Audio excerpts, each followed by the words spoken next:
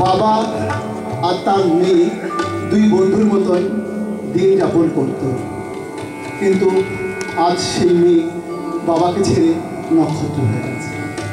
বাবার মনে পড়ে সেই মেয়ের কথা।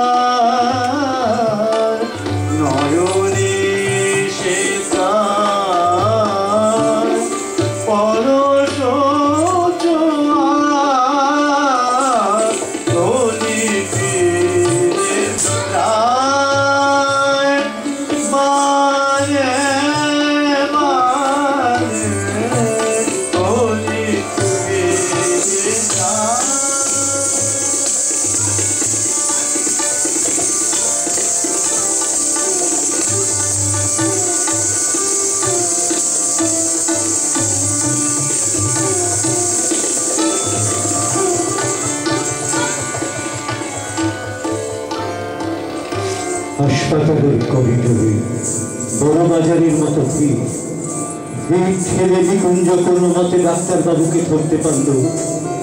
হাসির হাসমানির মতো বিপন্ন বিধ্বস্ত নিকুঞ্জ মরিয়া হয়ে ডাক্তারবাবুর হাত দুটো চেপে ধরল। কিছু একটা করুন স্যার, কিছু একটা করুন। আর 4 দিন হয়ে গেল আমার ছোট্ট মেয়েটা ওই নোংরা বারান্দায় পড়ে আছে। বড় ডাক্তারবাবুরা বিরক্ত হল। চারপাশে ভিড় করা হবু ডাক্তারের দল হই হই করে উঠল। পথ ছাড়ুন, পথ ছাড়ুন, চেঁচিয়ে থেকে দেখবেন সে এসব আমাদের দেখার কথা নয়, আপনি আসল জায়গায় যান।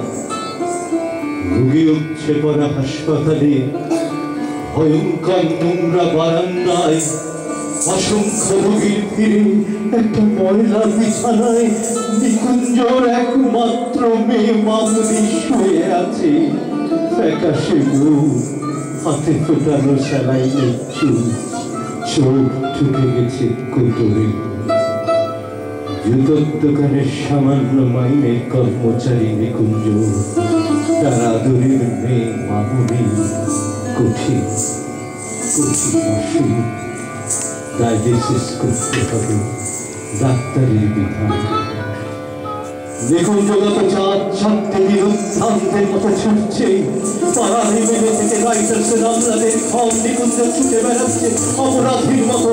বিল্ডিং আওয়ারের বিশুদ্ধ বিকেলে 7 দরজায় কিংবা ভিক্ষা সেরে ক্লান্ত নিকুঞ্জ একটা সস্তার কেক আর দুটো ছোট্ট সন্দেশ কাগজের ছোঁয়ায় নিয়ে মেয়ের মাথার কাছে এসে বসে। সন্দেশ খাবি মামুনি? এনেছি এনেছি, এই দেখ।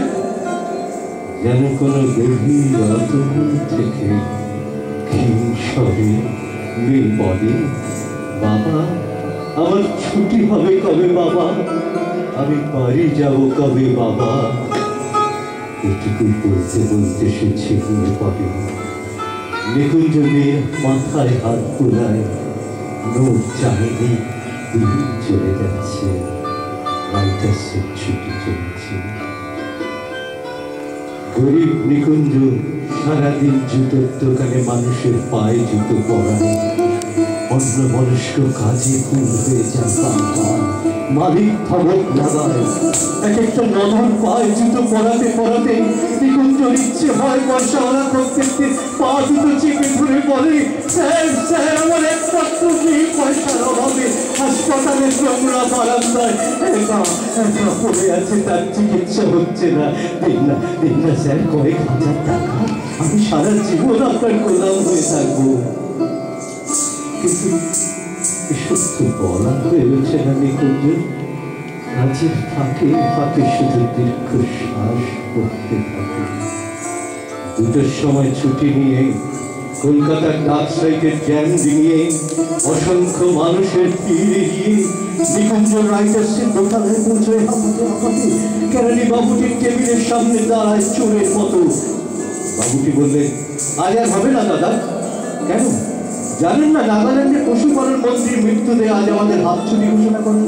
ও তাহলে কাল হবে না, কাগজ করেন না নাকি প্রাক্তন প্রধানমন্ত্রীর মৃত্যুতে কাল আমাদের পূর্ণ দিবস ছুটি। তাহলে পরশু নিকুঞ্জ ব্যস্ত হয়ে পড়ে। পরশু তো শনিবার, তারপরে রবিবার, আপনি একেবারে সোমবার আসুন। মানে আরো 4-4টে দিন। নিকুঞ্জকে যেন কেউ ঠেলে দেয় অথই সমুদ্রে। তলিয়ে যেতে থাকে নিকুঞ্জ, তলিয়ে যেতে যেতে বারবার তার কানে ভেসে আসে মামনির ক্ষীণ কণ্ঠস্বর, বাবা বাবা আমার ছুটি কবে হবে বাবা, আমি বাড়ি যাবো কবে বাবা। হঠাৎ নিকুঞ্জের মাথায় যেন আগুন জ্বলে ওঠে। অনভুক্ত শীর্ণ শরীরে হঠাৎই যেন জেগে ওঠে ভয়ঙ্কর তেজ। রাইটার্সের বারান্দা দিয়ে ছুটতে থাকে নিকুঞ্জ, ভিড় চোখকে দরজা দিয়ে বাইরে এসে ছুটতে থাকে। সে ছুটতে ছুটতে সোজা গিয়ে নিকুঞ্জ ঢোকে দাঁড়ায় সে পড়ার প্রাচীন এক বন্দুকের দোকানে। আগুন জ্বলছে তখন নিকুঞ্জের মাথায়। ধূমকেতুর মতো দোকানে ঢুকে নিকুঞ্জ চিৎকার করে বলতে থাকে, আমাকে একটা বন্দুক দিন, আমাকে একটা বন্দুক দিন, যা থেকে হাজার হাজার গুলি বেরোবে। আমি সমস্ত প্রাক্তন নেতা মন্ত্রী কর্তাদের গুলি করে মেরে ফেলবো, সবাইকে একদিনে মেরে ফেলবো। তারপরে সারা দেশে একদিনই রাষ্ট্রীয় শোক, একদিনই ছুটি, আর তারপরে আমার মামনি। দোকানের দারোয়ান হাত ধরে নিকুঞ্জকে বের করে দেয়। নিকুঞ্জ ছুটতে থাকে, ছুটতে ছুটতে হাঁপাতে হাঁপাতে হাসপাতাল। বুকের ভিতরে তীব্র উত্তেজনার হাতুড়ির ঘাত। বসে ছুটতে থাকে দোকানের বারান্দাটা করে বেঁচেছে আওয়াজ হয়ে ছোট হয়ে এসেছে, সিঁড়ি দিয়ে উঠতে উঠতে দিন করে নিকুঞ্জ বলতে থাকে, মামনি চিন্তা করিস না মা, আর মাত্র 4 দিন পর রাষ্ট্রীয় শোক শেষ হলে তোর চিকিৎসা হবে, তুই ভালো হয়ে উঠবি, কিচ্ছু চিন্তা করিস না মা। বলতে বলতে দ্রুত পায় মামনির বিছানার দিকে এগোতে থাকে নিকুঞ্জ। পকেটে 2 টাকার আঙুল। ঝপ করে সেদিকে মতো নিকুঞ্জ চোখের সামনে সবকিছু অন্ধকার হয়ে যায়। মামনির বিছানাটা খালি। মামনি কোথায় কোথায় মামনি? নিকুঞ্জ চিৎকারে একজন নার্স এগিয়ে আসে। নিকুঞ্জের বিধ্বস্ত মুখের দিকে তাকিয়ে একটু থমকে যায়, তারপর স্পষ্ট স্বরে বলে, আজ দুপুরে আপনার ছুটি করে দিয়েছি। কেমন বাবা আপনি? কদিন একটা ফ্রি ডায়ালিসিস অর্ডার বের করতে পারলেন না? নিকুঞ্জ পাথর হয়ে গেল। পকেট থেকে আঙুলের থেতলে যাওয়া ঠোঙাটা বের করে শূন্য বিছানার সামনে দাঁড়িয়ে জোর গলায় বলতে লাগলো, মামনি আমি আঙুর এনেছি মা। মামনি তুই আঙুর খেতে চেয়েছিলি, এই দেখ আমি আঙুর এনেছি মা, আমি আঙুর এনেছি। অনেক রাতে ম্যাটাডোরের একটি খাটিয়ায় মামনিকে শুয়ে দূর মফস্বলের বাড়ির পথ ধরে নিকুঞ্জ। ফেরার পথে ছোট্ট কিছু মাথাগুলো ঘুমিয়ে পড়া মামুনির মাথার পাশে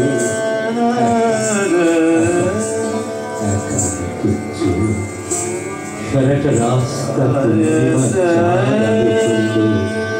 মামুনির মুঠে আকাশ নক্ষত্র আর তারা আলো বিছিয়ে রাখলো মামুনির ঘরে। আর নিকুঞ্জ শুনতে পেল নক্ষত্র চাঁদ তারা সবাই বলছে আমাদের ছুটি নেই নিকুঞ্জ, আমরা আলো জেলে রেখেছি তোমার মামুনির জন্য, আমরা আলো জেলে রেখেছি। ভোরের আলো তখন সবে ফুটেছে। মেটাডোর ভ্যান এসে থামলো নিকুঞ্জের থানা বাড়ির দরজায়। নিকুঞ্জের বউ পাগলের মতো ছুটে এলো, এনেছো এনেছো এনেছো আমার মেয়েকে এনেছো। পাথর হয়ে যাওয়া নিকুঞ্জ কান্নায়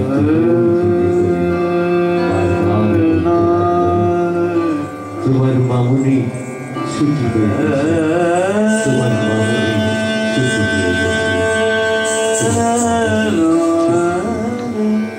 চোখের জলে লাগলো জোয়ার, দুঃখের পারাগারে